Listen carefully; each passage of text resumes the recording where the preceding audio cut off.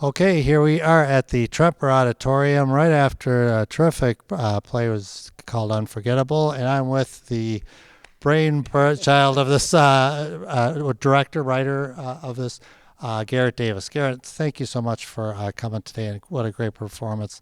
Let's start from the beginning. Where did this all come about, coming up with this play, Unforgettable? Well, Unforgettable is really part two of Forget Me Not. Forget Me Not we did 13 plus years ago. It was a play that I wrote after experiencing, losing my grandmother. And it wasn't about my grandmother, about my experience, but it was inspired by. And, for 13 years we toured the country doing Forget Me Not. And I thought it was time to kind of update it a little bit. So as opposed to making a part two, Forget Me Not part two, I wanted to go into a complete different direction, and I wanted to have a diverse cast, because when people look at the play on stage, I want them to see themselves. And so that's why, the Latino influence, the white influence, the black influence, and that's why we did it like this.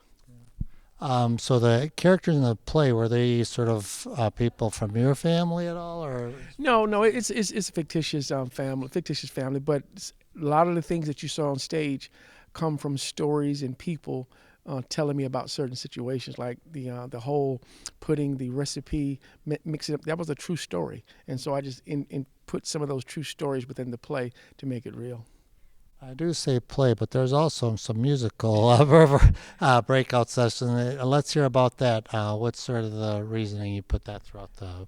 I think people, when we talk about communities of color, we are attracted to music and the arts. And so I think if we can put songs that kind of pull on the heartstrings, that Phil Collins song, Take a Look at Me Now, I think everyone who sees Unforgettable, when they hear that song, will look at it totally different. Because, I took the words and the verses that Phil Collins did, and I wrote a scene around it, based off of a gentleman trying to tell the woman that raised him to take a look at me now. This is what, I became because of you, but she can't because of the Alzheimer's. It's great that you also introduced the play, intermission, and at the end as well.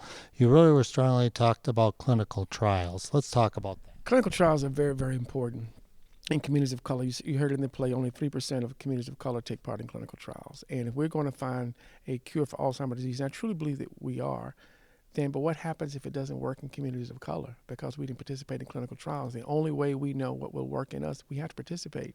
And so we have to get beyond the fear factor. We have to get beyond not knowing, and we have to be proactive and get out in front and learn about it as much as we can. And everything about a clinical trial is not always about putting something in your body.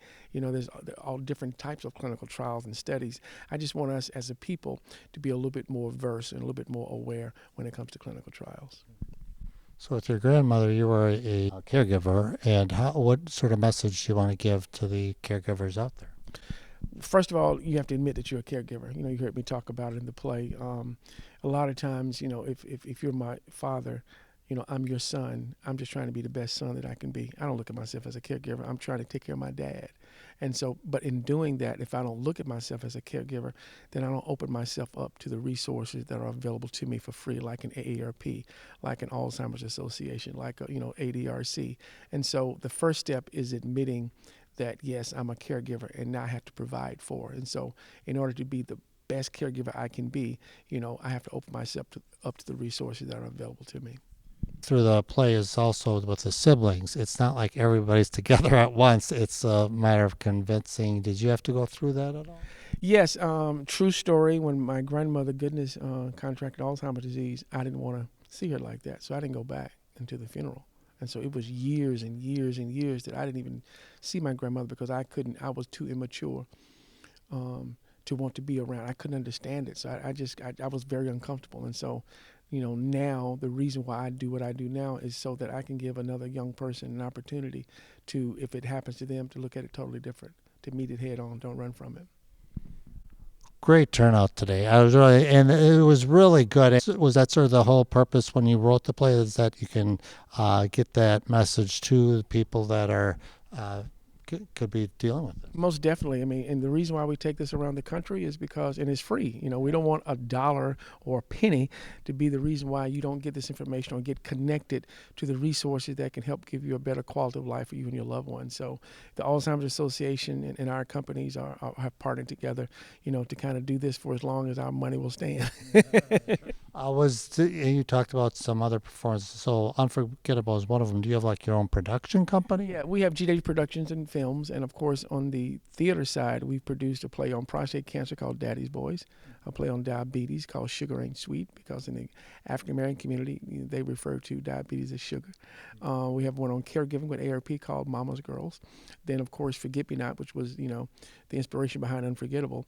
And then, of course, you can go to G Davis TV, which is you can download on any mobile device. We're on Roku, Amazon Fire, and Apple. And you can see all of our drama series that we have for free.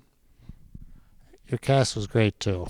Do you know them? Did you audition them? How does that work? Let's talk about the cast. They've been with me for probably 15, most of them 15, 20 years. Yeah, and in multiple productions. So the chemistry that we have over the years, it's easy when they get a script because I kind of know what the limitations are, what the advantages are. And so, you know, this is one big family, and I don't take that for granted. You know what I'm saying? Right.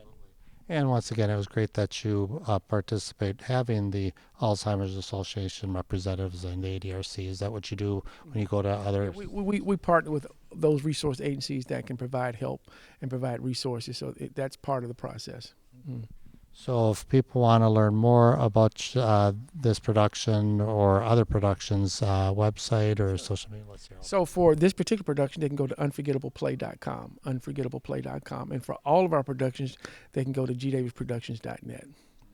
All right. Well, Garrett, congratulations on such a great performance and great turnout, and thank you so much for talking with us today.